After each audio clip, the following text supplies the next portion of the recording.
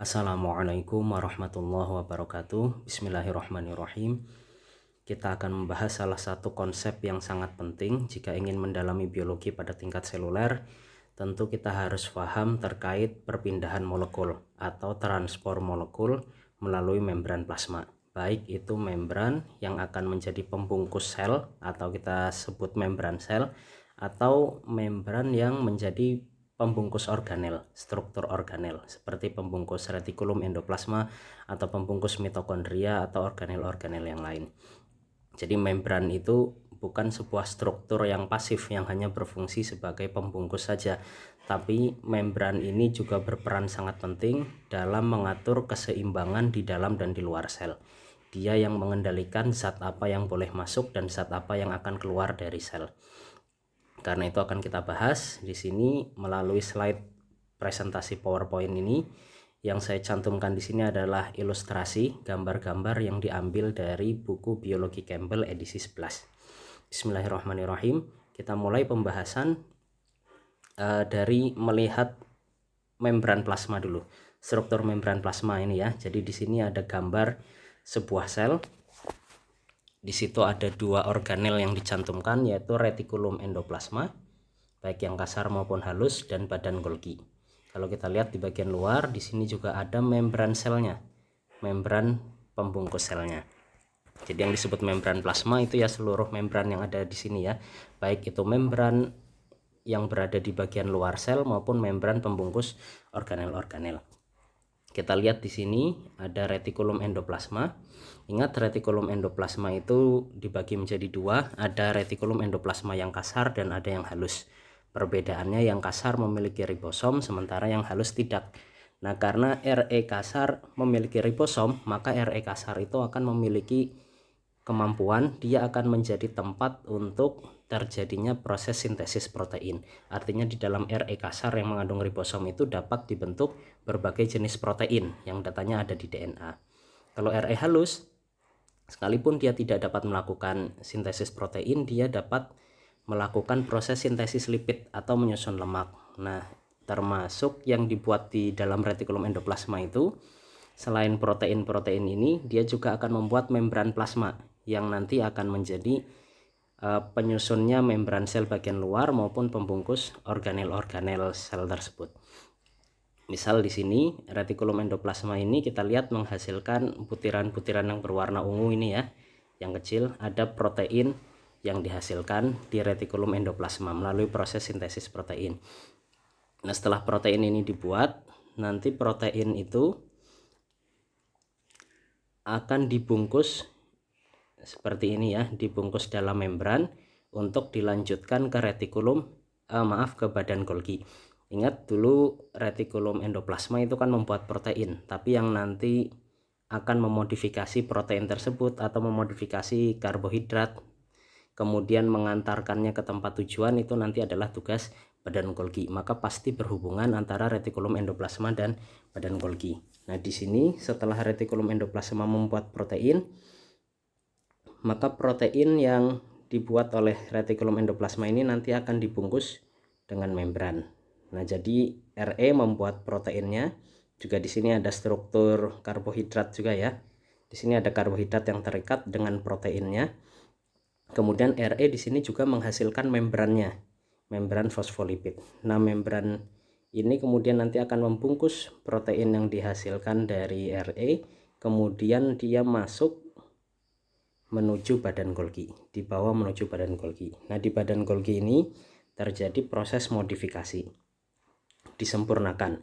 Protein atau karbohidrat di sini disempurnakan. Kalau di dalam gambar ini ya, dia menjadi glikoprotein maupun glikolipid yang nanti akan dikeluarkan dari sel.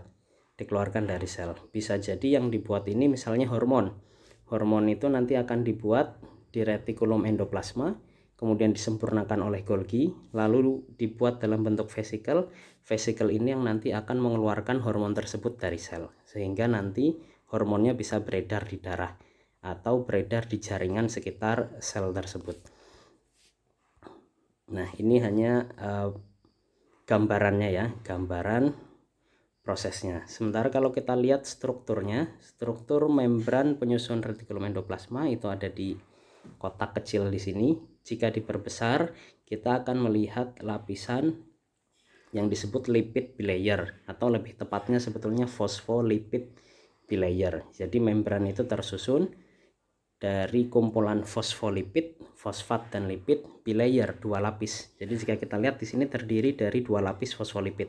Ada lapisan yang berwarna orange di bagian atas dan lapisan yang berwarna biru di bagian bawah. Ada 2 lapis ya. Sama membran plasma, membran sel, penyusun sel ini juga strukturnya sama. Bedanya kalau pada retikulum endoplasma ini kita lihat bagian dalamnya, bagian dalam RE itu membran yang berwarna biru fosfolipidnya ya, bagian luarnya yang berwarna orange atau berwarna krem ini.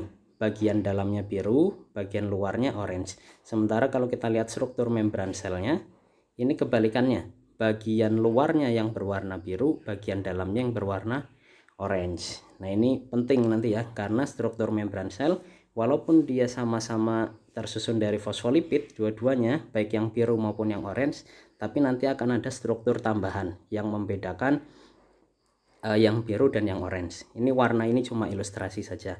Contohnya di sini ada karbohidrat yang menempel pada bagian membran. Nah, seperti ini ada glikolipid ya, membran glikolipid. Jadi bagian yang biru itu nanti akan menjadi tempat melekatnya beberapa jenis karbohidrat khusus. Karbohidrat melekatnya di bagian yang biru. Jadi di bagian dalamnya yang berwarna orange pada membran sel ini tidak ada proteinnya. Tidak ada glikoproteinnya atau glikolipidnya. Nah, tapi glikolipidnya lebih banyak di bagian luar. Di bagian luar karena untuk mendukung fungsinya yang akan kita bahas nanti. Itu sedikit pengantar. Sekarang kita lihat struktur membran selnya atau struktur membran plasma lebih lanjut. Jadi membran plasma tadi tersusun oleh fosfolipid bilayer ya, fosfolipid bilayer. Artinya dia memiliki bagian yang tersusun dari fosfat dan bagian yang tersusun dari lipid. Ini fosfolipid bilayer. Jadi satu fosfolipid itu tersusun dari satu struktur kepala berupa fosfat ya, dan memiliki 2 ekor. Tiap satu kepala memiliki 2 ekor. Kepalanya ini tersusun dari fosfat. Bagian bulatan ini ya yang berwarna abu-abu ini adalah fosfat, sementara bagian ekornya yang berwarna kuning ini adalah lipid. Karena dia gabungan fosfat dan lipid, makanya satu molekul ini, satu struktur ini disebut sebagai fosfolipid. Fosfolipid, fosfat dan lipid. Nah, karena dia tersusun dari 2 lapis ya, maka dia disebut fosfolipid bilayer. Fosfolipid yang tersusun dari 2 lapisan, fosfolipid bilayer. Kenapa strukturnya seperti ini? Saling berkebalikan ya antara lapisan atas dengan lapisan yang bawah, karena sifat dari fosfat dan lipid itu sendiri. Kepala fosfat yang berwarna abu-abu ini dia bersifat hidrofilik. Artinya hidrofilik itu dia dapat berikatan dengan air, dapat membentuk ikatan dengan air ya, baik ikatan hidrogen maupun ikatan yang lain gitu. Nah, itu bagian fosfolipid, bagian fosfatnya pada fosfolipid ini. Dia hidrofilik, dapat larut dalam air. Sementara lipid, kita tahu lipid itu tidak larut di dalam air, makanya dia disebut hidrofobik di sini. Sifatnya berbeda. Jadi bagian kepalanya larut dalam air, sementara bagian ekornya yang lipid ini tidak larut dalam air. Karena itu lipid akan bersebelahan dengan lipid di bagian dalam, karena mereka sama-sama tidak larut air. Nah, sementara bagian fosfat ini terletak di luar. Bagian fosfat ini yang akan berhubungan dengan air, baik air ini sitoplasma yang ada di dalam sel maupun air yang terdapat di luar sel di antara jaringan. Makanya fosfat berada di luar, kemudian lipidnya berkumpul di bagian dalam. Jadi 2 lapis fosfolipid ini posisinya berkebalikan. Yang hidrofobik akan berikatan dengan yang hidrofobik, yang hidrofilik akan berikatan dengan air. Seperti itu. Nah, kalau strukturnya di sini kita perbesar dalam bentuk kimiawinya ya. Ini satu lapis fosfolipid, ada 2 buah fosfolipid ya, gambarnya seperti ini. Ini bagian ini kepalanya, kepala fosfat, dan 2 ekor lipidnya. Di sini kita lihat kepala fosfat ini berikatan dengan molekul-molekul kecil. Ini dari gambarnya H2O berarti ya, dia 3 molekul kecil, ada 1 oksigen dan 2 hidrogen. Jadi kepala fosfat ini bisa berikatan membentuk ikatan hidrogen dengan air, dengan H2O. Sementara lipidnya tidak bisa berikatan dengan air, jadi dia menempel dengan lipid yang lain. Gitu, di bagian dalam sel juga gitu, berikatan, kepala fosfatnya berikatan dengan air yang ada di sitoplasma. Nah, ini gambar sel yang lebih lengkap strukturnya. Jadi membran sel itu atau membran plasma tidak hanya tersusun dari fosfolipid saja, tapi di antara fosfolipid itu ada banyak struktur-struktur lain. Dan ini fungsinya sangat penting. Misal ini yang satu berwarna ungu ini ya, ada kepala dengan 2 ekornya, ini tadi fosfolipid, ada 2 lapis yang posisinya saling berkebalikan, ini fosfolipid bilayer. Sementara di antara kumpulan fosfolipid itu ada struktur-struktur yang lain. Misalnya di sini ada sebuah protein. Kalau protein yang bisa menembus 2 lapis begini, menembus bagian luar membran atas dan bawah, ini biasanya disebut protein integral. Protein integral. Jadi dia bisa menembus membran ini ya keseluruhannya, dari yang atas sampai yang bawah. Nah, protein ini tertanam di fosfolipid gitu. Tapi jangan dibayangkan fosfolipid ini seperti sebuah struktur yang padat, yang kaku gitu ya. Jadi ini bisa bergerak-gerak, bisa bergerak. Fosfolipid satu bisa bergeser ke sebelahnya gitu, tapi selalu rapat, selalu tertutup rapat. Jadi mereka bisa bergeser tapi selalu rapat, nggak tercerai-berai gitu. Nah, begitu juga protein yang ada di sini ini bisa bergeser-geser, bisa bergeser-geser posisinya di dalam membran ini. Nah, ini protein yang bisa menembus semuanya ini biasanya disebut protein integral. Ada lagi protein yang hanya menempel di salah satu bagiannya, biasanya disebut protein perifer atau tepi. Kemudian di sini ada struktur yang lain. Ini kita lihat ada karbohidrat ya, ada karbohidrat, dia menempel pada ekor lipidnya. Karbohidrat menempel pada ekor lipid, makanya dia disebut glikolipid. Ada lagi karbohidrat di sini ya, karbohidrat yang menempel pada protein, bagian protein, maka dia nanti disebut glikoprotein. Jadi sebetulnya konsepnya sederhana aja. Mengingat biologi itu nggak usah dihafal. Nah, karena di sini ada sebuah karbohidrat menempel pada lipid, maka namanya glikolipid. Ada sebuah karbohidrat menempel dengan protein, maka namanya glikoprotein. Ada fosfat, kepala fosfat yang memiliki 2 ekor lipid, maka disebut fosfolipid. Jadi namanya itu sudah menunjukkan strukturnya, dan keberadaan strukturnya ini nanti pasti akan menentukan fungsinya. Lalu di sini ada kolesterol. Ada kolesterol juga yang berada di sekitar ekor lipid ya. Kolesterol itu larut dalam lipid, makanya dia, nah di sini dia berada di antara ekor-ekor fosfolipidnya di situ. Jadi kolesterol itu juga penting ya. Ada kolesterol yang sangat penting yang kita butuhkan, dan memang ada kolesterol yang nanti bisa berbahaya jika jumlahnya sangat banyak. Nah, ini kita lihat fungsinya kolesterol dalam membran sel. Kita juga butuh kolesterol sebagai penyusun membran fosfolipid ini. Nah, kemudian ini kita mulai membahas tentang protein-protein yang ada di membran plasma. Jadi protein yang ada di membran plasma itu fungsinya sangat banyak. Misal yang pertama ini yang A, fungsi membran protein pada membran plasma yang pertama adalah transport atau perpindahan zat. Ini yang nanti akan banyak kita bahas. Membran plasma ini tadi kan dia tersusun dari fosfolipid ya, fosfat dan lipid. Karena tersusun dari 2 jenis molekul yang sifatnya berbeda, maka nanti tidak sembarangan molekul bisa menembus membran fosfolipid ini. Nah, misal kalau kita lihat di gambar ini, kembali yang pertama tadi ya, molekul-molekul yang seperti air misalnya, atau molekul yang larut air, itu tidak akan bisa menembus membran plasma dengan mudah.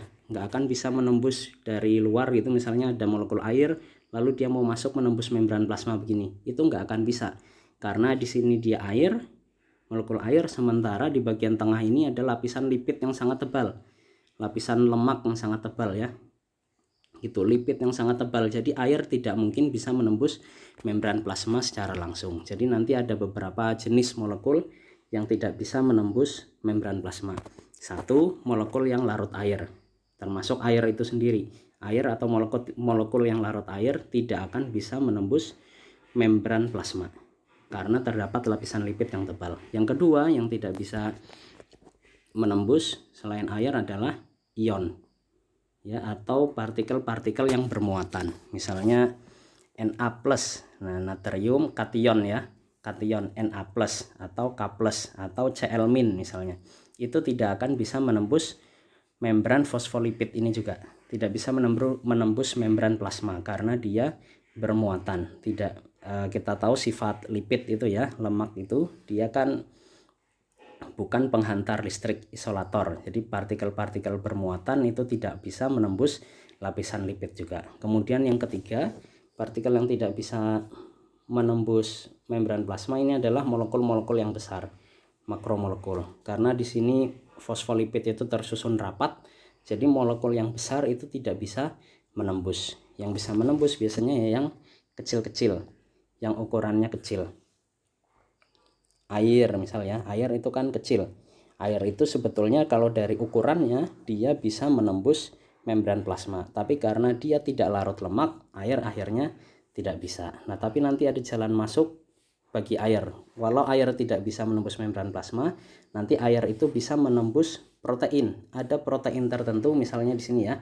Ada protein-protein tertentu di dalam membran sel yang bisa menjadi jalan masuknya air. Nah, itu yang tadi dibahas di fungsi pertama protein pada membran plasma sebagai transport. Jadi sekalipun air di gambar ini, misalnya anggap aja bulatan biru ini adalah air. Air itu tadi tidak bisa menembus fosfolipid karena tidak larut lemak.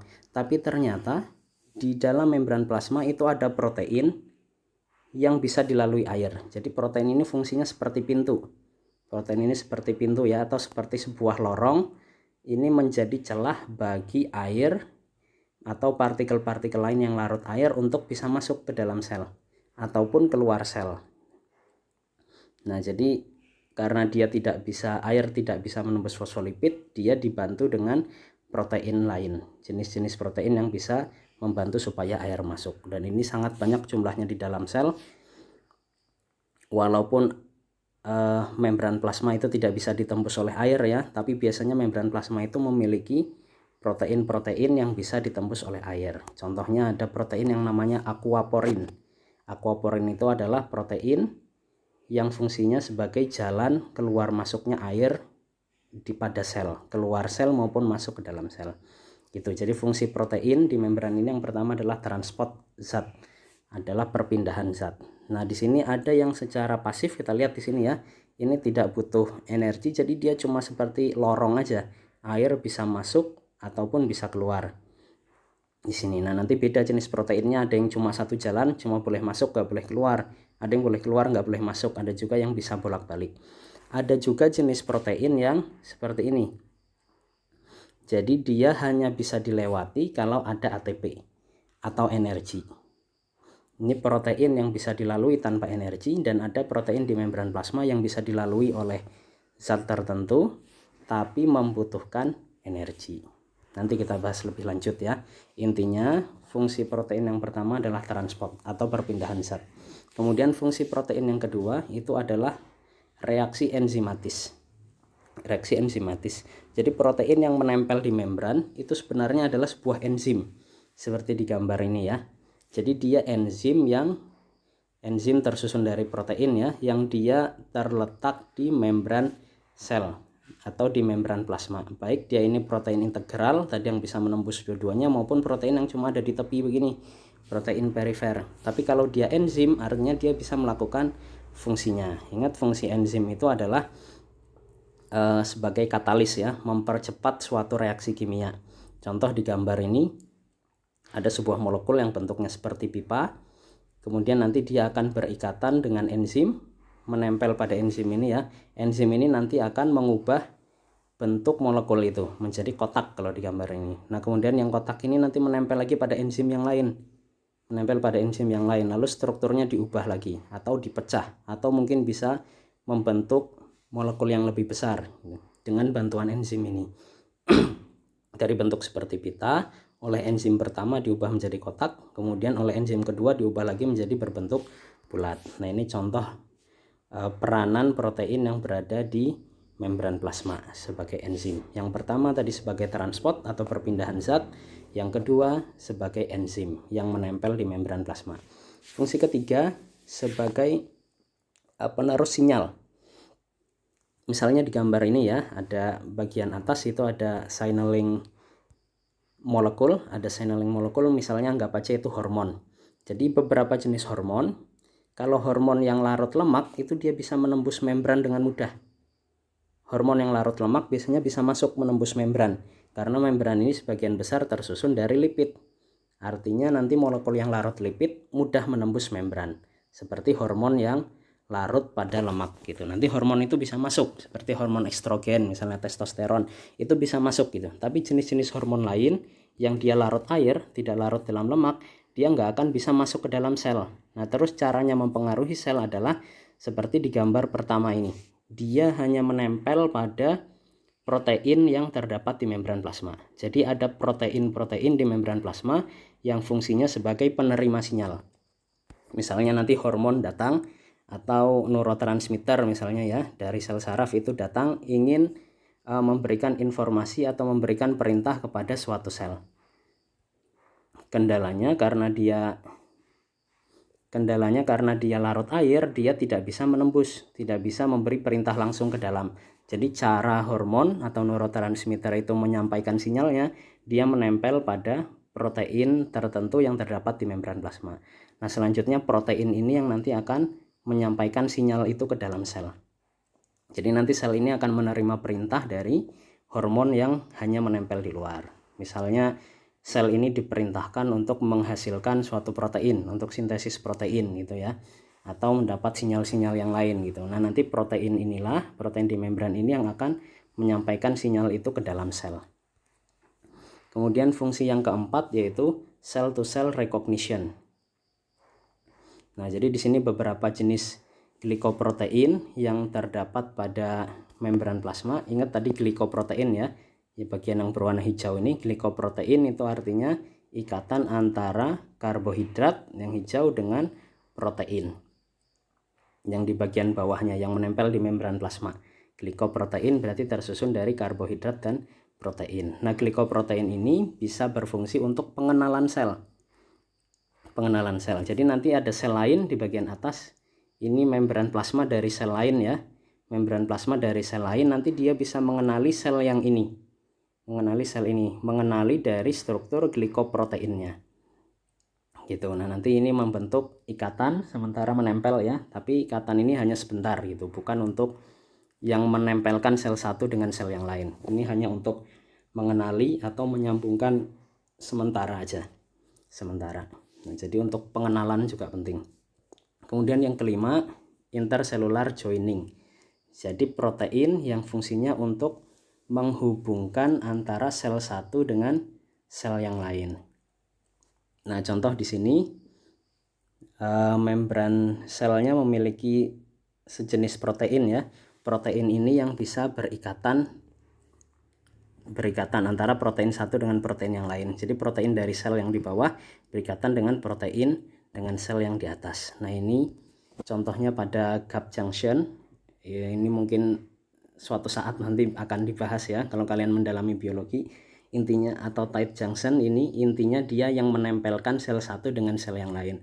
Jadi protein di membran plasma itu juga berperan untuk mengikatkan sel satu dengan sel yang lain. Atau fungsi yang terakhir, protein yang berada di membran plasma ini juga berfungsi untuk berikatan dengan struktur-struktur yang ada di luar sel maupun struktur yang ada di dalam sel. Misalnya di sini contohnya yang di bagian dalam sel adalah protein ini berikatan dengan sitoskeleton, dengan rangka sel ya. Jadi dia yang menjaga supaya sel ini kan bentuknya tetap. Jadi di sekitar membran itu nanti akan ada sitoskeletonnya. Nah, ini kalau di gambar ini mikrofilamen ya. Mikrofilamen berikatan dengan protein yang terdapat di membran plasma. Ini untuk membantu mempertahankan bentuk sel. Atau bisa juga protein itu berikatan dengan struktur yang ada di luar sel. Seperti ini disebut ekstraselular matrix ekstraseluler yang ada di luar sel ya.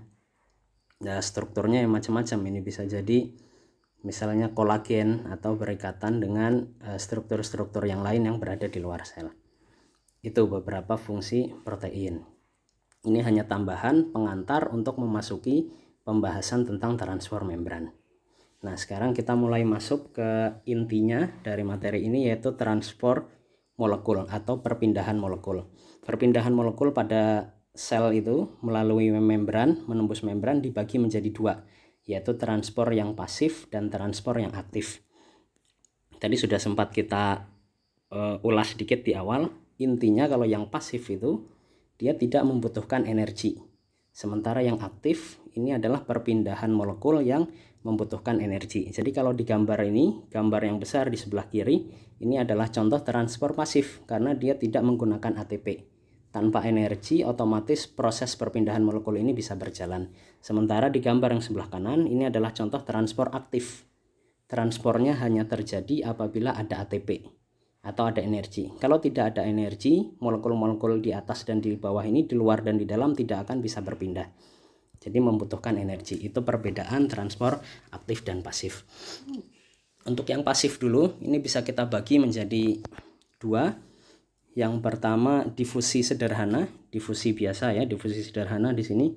Difusi itu jadi perpindahan zat dari yang konsentrasinya tinggi ke konsentrasi yang lebih rendah, atau istilahnya menuruni gradien konsentrasi. Jadi kita perlu paham dulu konsep tentang konsentrasi ya. Yang disebut konsentrasi itu kan kepekatan suatu zat.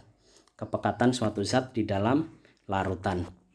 Jadi ingat suatu larutan itu kan dia pasti ada penyusunnya ya. Dinamakan larutan itu kalau dia terdiri dari dua hal. Yang pertama yaitu zat yang terlarut, zat yang larut, dan yang kedua adalah pelarutnya. Jadi kalau ada dua hal ini digabungkan menjadi satu, itu akan membentuk sebuah larutan. Ada zat yang terlarut dan ada pelarutnya. Contohnya kalian bikin sirup, dilarutkan dalam air, maka sirup dan air itu menjadi sebuah larutan. Kalian bikin teh atau bikin kopi itu di dalam gelas, itu juga termasuk larutan karena ada zat yang terlarut yaitu kopinya atau gulanya, dan ada pelarutnya yaitu air. Kalau cuma air putih aja itu nggak bisa disebut larutan karena di dalamnya nggak ada zat yang terlarut ya, kecuali bisa jadi memang ada tapi cuma mineral-mineral yang kecil yang nggak kelihatan ya, kelihatannya seperti air bening aja, padahal di dalam situ terdapat banyak zat yang terlarut. Tapi kalau air yang murni hanya H2O, Aquades, itu ya hanya pelarut, belum ada zat terlarutnya, jadi tidak bisa disebut larutan.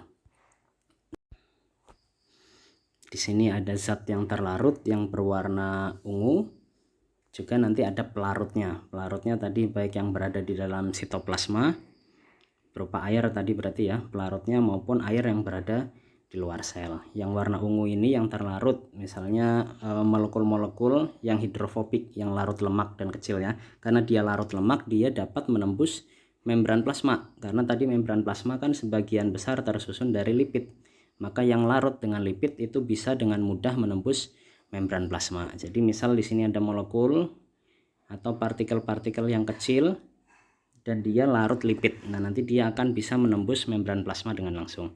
Kalau kita lihat konsentrasinya sekarang, molekul yang berwarna ungu ini berada di bagian luar sel itu jumlahnya sangat banyak. Artinya dibanding dengan pelarutnya yang ada di luar sel ya, konsentrasinya tinggi. Sementara molekul berwarna ungu ini di bagian dalam sel jumlahnya hanya sedikit. Nah, jumlah yang sedikit dibandingkan dengan jumlah pelarutnya, maka bisa kita katakan konsentrasinya rendah. Jadi konsentrasi molekul ungu di luar sel itu tinggi, konsentrasi di dalam selnya rendah. Maka nanti akan terjadi proses perpindahan. Ini proses alami ini ya, alami terjadi. Jadi konsentrasi itu seperti mencari keseimbangan.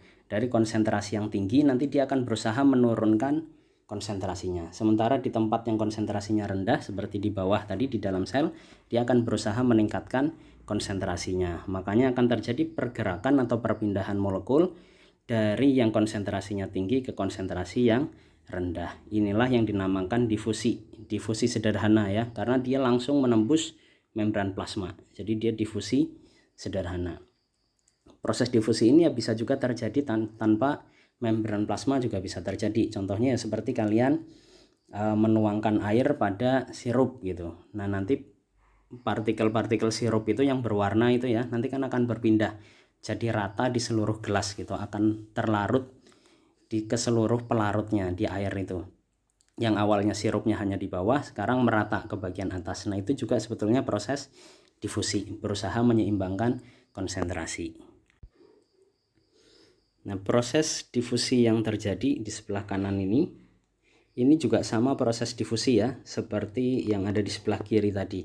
Bedanya kalau yang pertama ini dia langsung menembus membran fosfolipid, langsung menembus karena zat-zatnya tadi atau molekulnya ini adalah molekul yang larut dalam lemak, maka dia bisa menembus membran fosfolipid secara langsung.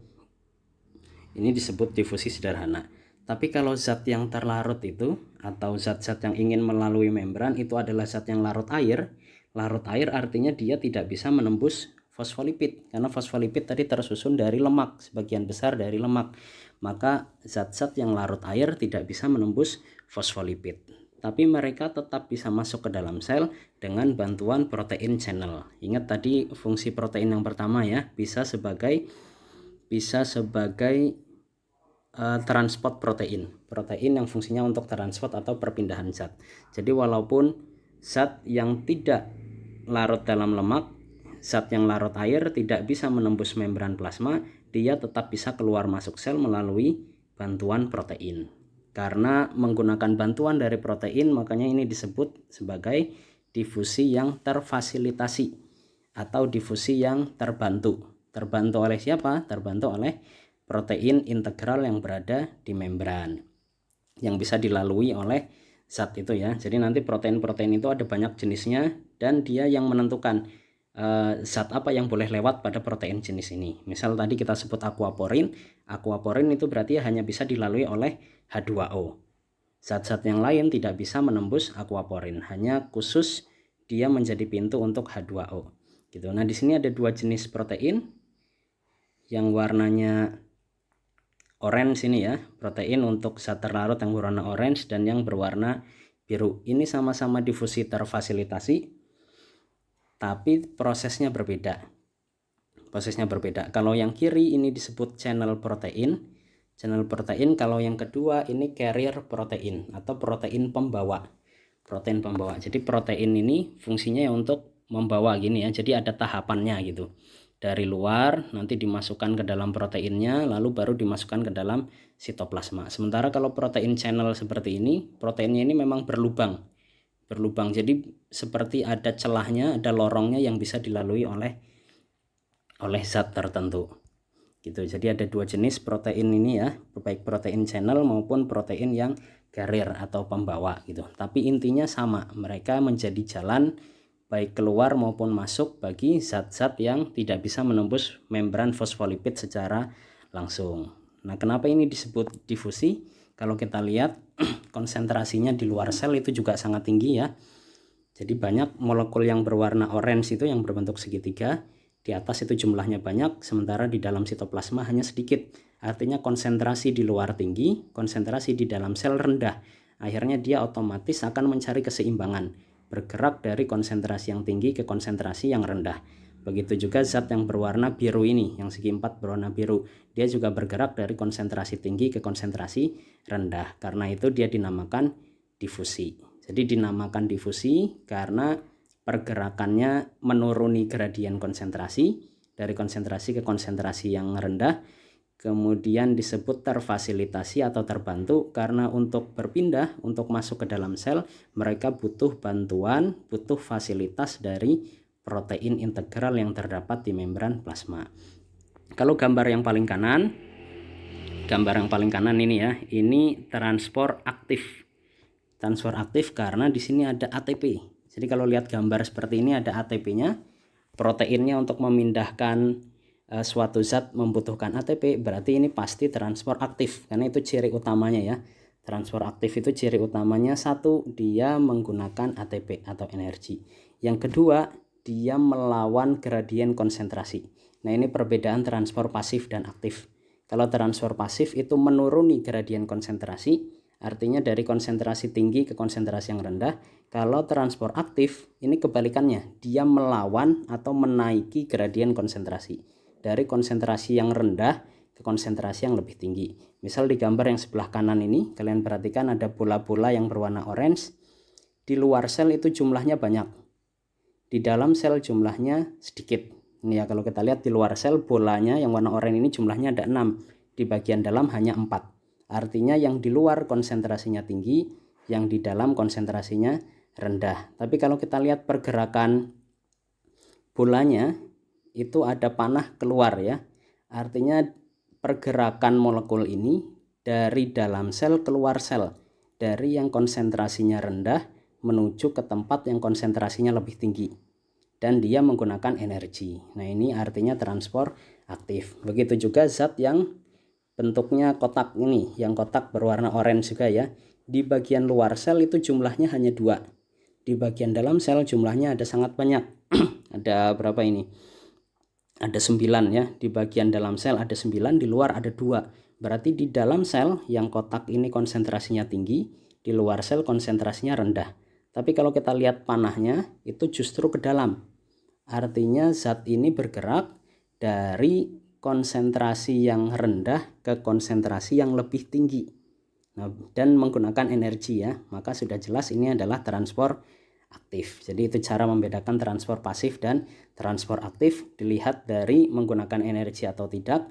Kemudian yang kedua dilihat dari arahnya. Arahnya menuruni gradien konsentrasi atau menaiki gradien konsentrasi.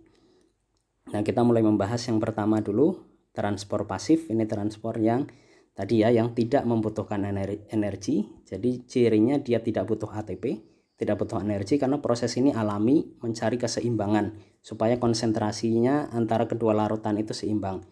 Terus dia searah dengan gradien konsentrasi, artinya berpindah dari konsentrasi tinggi ke konsentrasi yang rendah. Jenis-jenisnya ada difusi.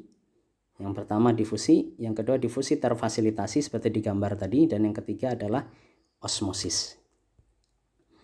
Osmosis kita mulai. Nah, ini yang pertama contoh difusi ya. Difusi dari satu molekul, satu zat terlarut dalam sebuah larutan. Contoh di sini ada sebuah larutan ya, yang di tengah-tengahnya dibatasi oleh sebuah membran. Di sebelah kiri ini ada sangat banyak zat. Ada zat yang jumlahnya sangat banyak di sisi sebelah kiri. Sementara di sisi kanannya ini hanya air, hanya pelarutnya, tidak ada zat yang terlarut. Artinya otomatis sebelah kiri ini konsentrasinya sangat tinggi. Dan di sebelah kanan ini konsentrasi zat terlarutnya tidak ada ya, konsentrasinya 0. Konsentrasi dari bola-bola yang berwarna orange ini ya. Molekul yang berwarna orange ini sebelah kiri konsentrasinya tinggi, sebelah kanan konsentrasinya rendah. Maka dia akan bergerak untuk menyeimbangkan konsentrasi. Dia akan menuruni gradien konsentrasi dari konsentrasi rendah ke konsentrasi yang tinggi, bergerak dari kiri ke kanan. Makanya nanti gambarnya akan berpindah seperti yang kedua. Nah, yang kedua ini di kiri konsentrasinya berkurang karena zat terlarutnya banyak yang berpindah ke kanan, dan di sisi sebelah kanan konsentrasinya akan bertambah karena dia kemasukan zat terlarut. Tapi walaupun sudah berpindah, tetap di sisi sebelah kiri ini konsentrasinya masih lebih tinggi daripada konsentrasi yang di sebelah kanan. Maka proses difusi masih terus terjadi. Difusi terus terjadi sampai nanti seimbang. Konsentrasi di sebelah kiri sama atau seimbang dengan konsentrasi di sebelah kanan. Artinya perbandingan jumlah zat yang terlarut di kiri dengan airnya, dengan pelarutnya, dan perbandingan jumlah zat terlarut di kanan dengan pelarut di kanan itu sudah seimbang. Kalau sudah seimbang seperti ini ya difusi sudah tidak terjadi. Sudah equilibrium misalnya, sudah seimbang. Sudah tidak terjadi difusi. Tapi di sini masih ada panah ke kanan dan ke kiri. Nah, ini akibat pergerakan molekul secara acak. Tadi molekul itu kan bergerak ya, bergerak secara acak. Jadi ada yang ke kanan, tapi kalau ke kanan kan nanti konsentrasinya tidak seimbang lagi. Otomatis nanti akan ada yang menyeimbangkan ke kiri. Jadi selalu dalam kondisi yang equilibrium atau kondisi yang seimbang. Itu yang terjadi pada proses difusi untuk satu zat terlarut. Gimana kalau dua zat terlarut? Nah, seperti di gambar ini. Di sisi kiri ada bola-bola yang berwarna orange ya. Di sisi kanan ada molekul berbentuk bola-bola yang berwarna ungu. Kita perhatikan gambar pertama dulu yang di sebelah paling kiri ini. Untuk berdasarkan sudut pandang zat terlarut yang berwarna oranye ini, berarti di sisi kiri konsentrasinya sangat tinggi, di sebelah kanan konsentrasinya 0 karena tidak ada zat yang berwarna oranye. Di sebelah kiri hipertonis, konsentrasinya tinggi, sebelah kanan hipotonis, konsentrasinya sangat rendah, bahkan tidak ada gitu. Maka otomatis nanti akan terjadi net diffusion, akan terjadi difusi, perpindahan dari kiri ke kanan. Zat yang berwarna oranye ini akan berpindah, menuruni gradien konsentrasinya, bergerak ke sebelah kanan. Sementara kalau dari sudut pandang zat yang berwarna ungu, di sebelah kanan dia konsentrasinya tinggi atau hipertonis istilahnya. Di sebelah kiri konsentrasinya sangat rendah, bahkan tidak ada. Maka difusinya dia akan bergerak dari sisi sebelah kanan menembus membran ke sisi sebelah kiri. Nah itu, maka terjadi difusi tapi arahnya berbeda ya. Arahnya berbeda sesuai konsentrasinya masing-masing. Nah nanti akan terjadi seperti gambar kedua ini. Sudah terjadi perpindahan zat, maka nanti konsentrasi yang orange di sebelah kanan ini akan bertambah. Tadi di sini tidak ada yang orange, sekarang sudah ada. Artinya konsentrasi di kanan akan bertambah, konsentrasi yang oranye di kiri akan berkurang. Tapi tetap saja walaupun sudah berpindah, konsentrasi oranye di kiri lebih tinggi daripada konsentrasi oranye yang ada di kanan. Maka tetap terjadi difusi yang arahnya ke arah kanan. Gitu. Terus sampai nanti seimbang. Sampai seimbang antara konsentrasi yang oranye di sebelah kiri dan sebelah kanan. Yang ungu juga gitu. Ungu yang di kanan sudah banyak yang berpindah ke kiri, tapi tetap konsentrasi di kanan masih lebih tinggi daripada yang di kiri, maka tetap terjadi difusi ke arah kiri. Kapan berhentinya? Sampai terjadi equilibrium, keseimbangan. Jadi dalam waktu yang bersamaan, kalau zat terlarutnya seperti ini ya, difusinya arahnya berbeda-beda. Untuk yang oranye difusinya dari kiri ke kanan, untuk yang kanan difusinya dari kanan ke kiri, sampai terjadi equilibrium atau keseimbangan. Nah kalau sudah seimbang nanti tetap terjadi perpindahan zat. Ini masih ada panahnya ya. Tetap terjadi perpindahan.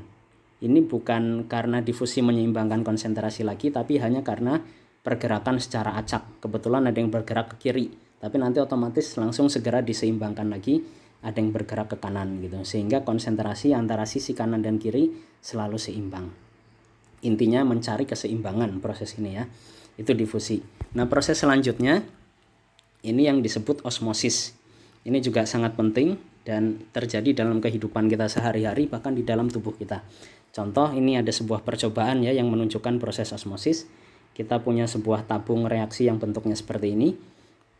Kemudian di tengah-tengahnya ini kita beri sebuah membran yang semi permeable. Membran yang semi permeable atau selective permeable ya. Jadi dia bisa ditembus oleh zat tertentu, tapi juga tidak bisa ditembus oleh zat yang lain. Kemudian kita berikan air misalnya di sisi kiri dan sisi kanan dalam jumlah yang sama. Diberi air dalam jumlah yang sama. Lalu di sisi kiri kita masukkan gula, misalnya 1 sendok. Jadi yang hijau-hijau ini adalah gula ya. Misal gulanya 1 sendok di sebelah kiri, di sebelah kanan 3 sendok. Nah seperti itu misalnya. Artinya nanti konsentrasi gula di sebelah kanan ini akan menjadi sangat tinggi. Sementara konsentrasi gula di sebelah kiri ini lebih rendah daripada yang kanan. Artinya kan nanti seharusnya terjadi difusi ya. Untuk menyeimbangkan konsentrasi, seharusnya gula yang berada di sebelah kanan, yang konsentrasinya tinggi akan bergerak kiri ke yang konsentrasi gulanya lebih rendah. Seharusnya kan seperti itu. Tapi tadi di tengah ini kita berikan membran yang semi permeable. Yang dia ternyata semi permeable-nya ini tidak bisa ditembus oleh gula. Kenapa tidak bisa? Karena gula itu besar. Ini kelihatan di gambar di bawah ini ya. Gulanya yang berwarna hijau ini. Ini membran semi permeable-nya yang ada di tengah. Karena celahnya itu kecil, sementara gula itu ukurannya besar, gula tidak bisa berpindah. Tidak bisa berpindah baik dari kanan ke kiri maupun kiri ke kanan. Tadi pengennya kan gula yang di kanan ini pindah ke kiri. Tapi ternyata tidak bisa menembus membran karena ukuran celah di membrannya kecil. Gitu. Karena molekul gulanya terlalu besar, jadi dia tidak bisa berpindah. Akhirnya kan konsentrasinya tetap yang kanan hipertonis, konsentrasinya tinggi, yang kiri hipotonis, konsentrasinya rendah. Nah solusinya supaya bisa tercapai equilibrium, bisa seimbang, tapi zat terlarutnya tidak bisa berpindah, maka yang berpindah adalah pelarutnya. Adalah pelarutnya, yaitu air. Air sebagai pelarut di sini akan berpindah Berpindahnya dari yang konsentrasi terlarutnya rendah, yang hipotonis, menuju yang hypertonis. Dari yang hipotonis ke hipertonis. Nah, jadi seperti kebalikannya ya. Dari yang konsentrasinya rendah ke konsentrasi yang tinggi. Tapi yang berpindah bukan zat terlarutnya, melainkan pelarutnya atau air. Maka air akan berpindah dari kiri ke kanan. Nah, ini kalau kita lihat sebetulnya osmosis ini sama aja seperti difusi ya. Difusinya air.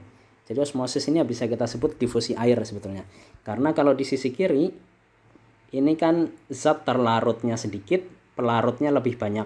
Artinya kalau kita lihat konsentrasi pelarutnya, kalau kita lihat jumlah pelarutnya ya, maka pelarut di kiri ini lebih banyak. Sementara di sebelah kanan zat terlarutnya banyak, pelarutnya lebih sedikit gitu. Jadi pelarutnya atau airnya sebetulnya bergerak dari air yang konsentrasinya tinggi ke air yang konsentrasinya lebih rendah. Nah, jadi seperti kebalikannya osmosis ya gitu. Jadi osmosis kebalikannya difusi gitu. Tapi sebetulnya osmosis ini ya proses difusi juga, tapi yang bergerak bukan zat terlarutnya melainkan pelarutnya. Akhirnya karena airnya bergerak dari kiri ke kanan, maka nanti di sebelah kanan airnya lebih banyak dibanding yang di sebelah kiri. Tapi walaupun kelihatannya tidak sama ya, justru ini yang seimbang. Inilah yang seimbang, ini yang equilibrium. Kenapa? Karena di sebelah kanan zat terlarutnya banyak, gulanya banyak, pelarutnya juga banyak. Di sebelah kiri zat terlarutnya sedikit, tapi pelarutnya juga lebih sedikit. Artinya nanti konsentrasinya seimbang. Misal di kanan konsentrasi zat terlarutnya 50%, yang di sebelah kiri nanti kalau kita hitung konsentrasi zat terlarutnya juga 50%. Walaupun jumlahnya berbeda ya, tapi proporsi antara zat terlarut dengan pelarutnya itu sudah seimbang. Nah, ini contoh ya, keseimbangan itu tidak harus sama rata.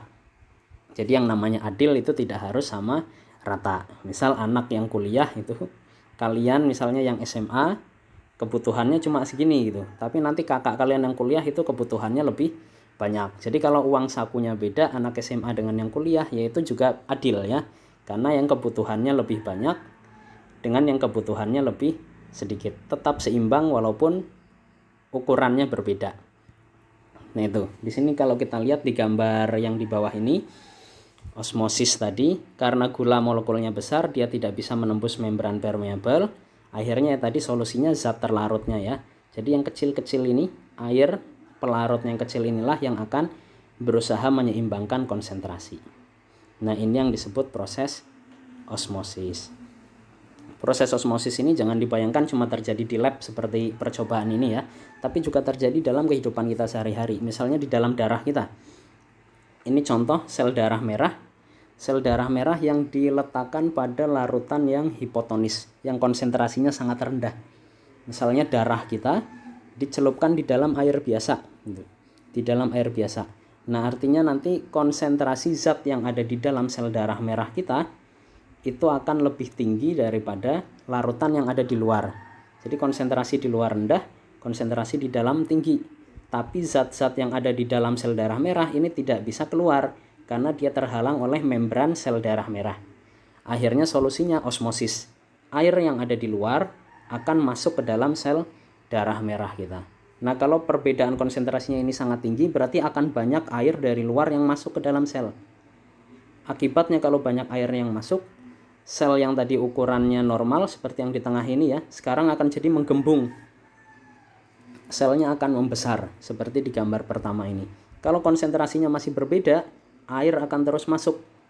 Akibatnya nanti nggak cuma membesar selnya, tapi bisa sampai pecah, sampai mengalami lisis. Nah, itu bahaya berarti ya, kalau sel darah merah misalnya diletakkan dalam larutan yang sangat hipotonis. Nanti selnya bisa pecah karena perbedaan konsentrasi. Nah, kalau sel darah merah kita dimasukkan dalam larutan yang isotonis, artinya seimbang antara cairan di luar sel dengan konsentrasi yang ada di dalam sel. Itu sudah seimbang. Kalau sudah seimbang ya tidak terjadi difusi maupun osmosis ya, tapi hanya terjadi perpindahan acak, pergerakan molekul secara acak tadi. Ada H2O yang masuk, ada H2O yang keluar juga, tapi ukurannya tetap normal karena konsentrasinya seimbang. Contoh yang ketiga, kalau sel darah merah kita dimasukkan ke dalam larutan yang hipertonik, larutan yang konsentrasinya sangat pekat. Nah, ini contohnya misalnya orang yang menderita diabetes. Kalau kadar gulanya sangat tinggi ya, kadar gula di dalam darahnya itu sangat tinggi. Jadi sel darah merah kita ini kan dia berada di dalam cairan plasma darah. Kalau plasma darahnya ini mengandung gula yang sangat tinggi seperti milik penderita diabetes, artinya larutan di luar sel darah ini konsentrasinya tinggi, di dalam darah ini konsentrasinya lebih rendah. Maka yang terjadi adalah gula yang ada di luar, yang ada di plasma darah kan harusnya mau masuk, tapi tidak bisa menembus membran sel. Akhirnya supaya konsentrasinya seimbang, air yang ada di dalam sel akan bergerak keluar. Air yang ada di dalam sel akan bergerak keluar. Akibatnya nanti selnya akan mengkerut sampai bentuknya jadi seperti ini. Mengkerut. Nah, ini kenapa kok ada kayak duri-durinya ya? Itu karena ada sitoskeleton, ada rangkanya. Jadi ingat kemarin sel itu juga punya rangka. Sel itu punya rangka berupa sitoskeleton, terutama mikrotubulus ya, punya mikrotubulus yang paling kuat gitu. Nah, jadi nanti selnya akan mengkerut seperti ini. Kalau sudah mengkerut begini ya otomatis tidak akan bisa melaksanakan fungsinya dengan baik. Nah, ini contohnya sel darah merah kita jika ditempatkan pada larutan yang hipotonis, pada larutan yang konsentrasinya seimbang, atau larutan yang konsentrasinya tinggi. Nanti akan terjadi perbedaan seperti ini. Begitu juga di sel hewan. Sel hewan yang contoh yang pertama, apabila kita masukkan ke dalam larutan yang sifatnya hipotonik, konsentrasi di luar sel artinya lebih rendah daripada konsentrasi di dalam sel. Maka yang terjadi, karena tidak bisa difusi tadi ya, tidak bisa difusi, zat terlarut di dalam sel tidak bisa keluar karena terhalang oleh membran, maka air yang ada di luar sel akan masuk ke dalam sel. Seperti yang pertama tadi pada sel darah merah, air yang ada di luar akan masuk ke dalam sel. Kalau air dari luar masuk ke dalam sel, otomatis nanti selnya juga akan menggembung, selnya akan membesar. Tapi ingat, sel tumbuhan itu dia punya dinding, punya struktur dinding sel yang sangat kuat ya, kuat dan kaku. Makanya dia akan menahan supaya sel tumbuhan ini tidak lisis, tidak pecah, karena di luar ada pelindungnya. Nah, justru dalam kondisi seperti ini yang normal. Nah, kondisi sel yang menggembung ini yang istilahnya turgid.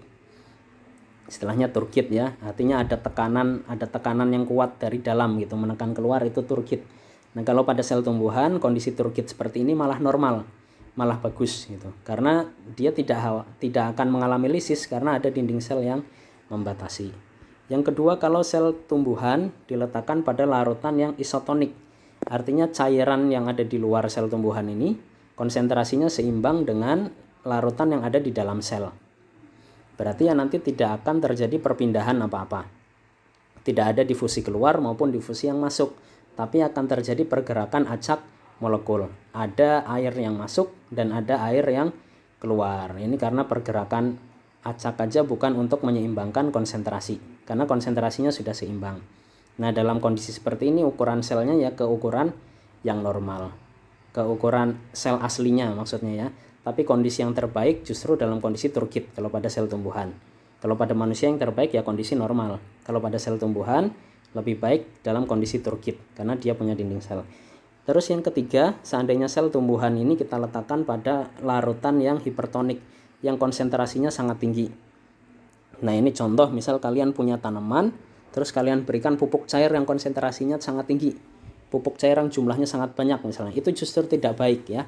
Jadi memberikan pupuk berlebihan gitu tidak baik, karena konsentrasi di luar itu nanti sangat tinggi. Konsentrasi zat terlarut di luar sangat tinggi dibanding konsentrasi larutan yang ada di dalam sel atau yang ada di sitoplasma. Akibatnya nanti zat terlarut di luar yang sangat banyak itu tidak bisa masuk ke dalam sel karena terhalang oleh membran. Tapi air yang ada di dalam sel ini yang justru nanti akan keluar untuk menyeimbangkan konsentrasi. Akhirnya nanti selnya seperti di gambar ini, terjadi plasmolisis. Jadi plasmolisis itu antara dinding selnya dengan membran selnya sekarang terpisah. Jadi terpisah karena sitoplasmanya atau cairan di dalam sel berkurang. Kalau dilihat di gambar yang pertama, ini kan dinding sel dengan membran selnya menempel ya, karena ditekan dari dalam. Jadi ya ini ibarat kayak ban motor gitu ya, ban luar sama ban dalam gitu.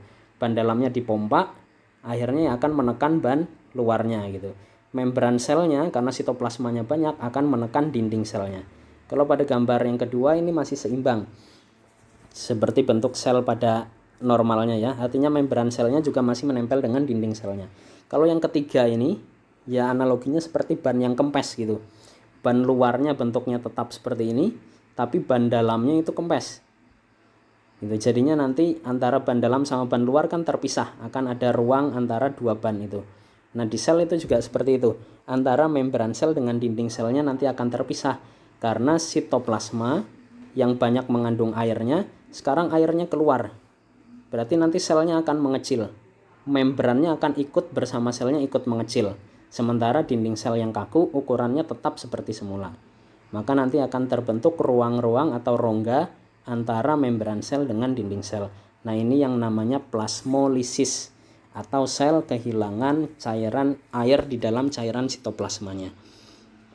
Sel akan mengkerut gitu ya, tapi dinding selnya tetap pada ukuran yang semula. Ini yang namanya plasmolisis, dan ini kondisi yang tidak sehat pada tumbuhan gitu. Jadi ini osmosis itu terjadi dalam sel-sel tubuh kita, juga terjadi dalam kehidupan sehari-hari sebetulnya. Banyak makanan kita yang juga melalui proses osmosis, terutama buah-buahan itu ya. Buah-buahan itu misalnya dijadikan manisan gitu, atau yang dikeringkan, itu nanti melalui proses osmosis sebetulnya.